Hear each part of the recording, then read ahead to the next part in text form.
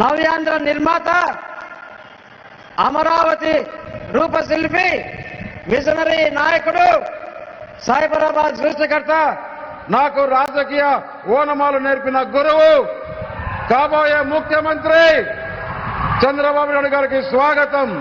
అలాగే వేదిక పైన పెద్దలందరికీ, ఇక్కడికి వచ్చిన అనకాపల్లి పార్లమెంట్ నుంచి, విశాఖపట్నం పార్లమెంట్ నుంచి, ఈ ఉత్తరాంధ్ర నుంచి వచ్చిన నాయకులకి, తెలుగుదేశం, జనసేన, భారతీయ జనతా పార్టీ కార్యకర్తలకి, సోదరిమణులకి, మీడియా మిత్రులకి అందరికీ ధన్యవాదాలు తెలుపుకుంటున్నా. మనము ఇంకా జగన్మోహన్ రెడ్డి గురించి, అతని ప్రభుత్వం చేసిన దాని గురించి మాట్లాడుకోవాల్సిన అవసరం లేదు. చాలా రోజులు మనం మాట్లాడుకున్నాం. ఇప్పుడు మాట్లాడుకోవాల్సిందల్లా ఇక్కడ నరేంద్ర మోడీ గారు మేనిఫెస్టోలో ఇచ్చిన గ్యారంటీలు, అలాగే ఈ కూటమి ఏదైతే ఉందో ఆ కూటమి ఇచ్చిన మేనిఫెస్టో గురించి మాట్లాడుకోవాలి.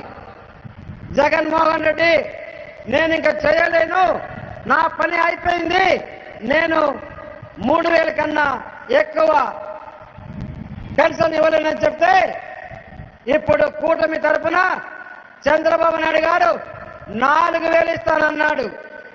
200 రూపాయలు ఉండే పెన్షన్ని 2,000 రూపాయలు చేసింది మన చంద్రబాబు నాయుడు కాదా?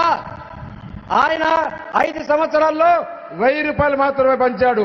అప్పుడు 1,800 పెరిగితే ఇప్పుడు 5 సంవత్సరాల్లో పెరిగింది 1,000 రూపాయలే. అది కూడా ఈ మధ్య పంచాడు ఎలక్షన్లు వస్తున్నాయని. ఇప్పుడు అదే కాకుండా 3 నెలలు బ్యాలెన్స్ ఏదైతే ఉందో అది 3,000, 4,000 కలిపి రేపు జూన్ 5వ తారీఖున 7,000 రూపాయలు ఒక్కొక్క పెన్షన్దారుకు వస్తుందని తెలియజేస్తున్నా. అదే కాకుండా ఒక్కొక్క ఇంటికి 3 గ్యాస్ సిలిండర్లు, ఇంట్లో ఎంతమంది చదువుకుంటే అంతమందికి కూడా ఒక్కొక్కరికి 15,000 రూపాయలు చొప్పున ఇస్తున్నారు.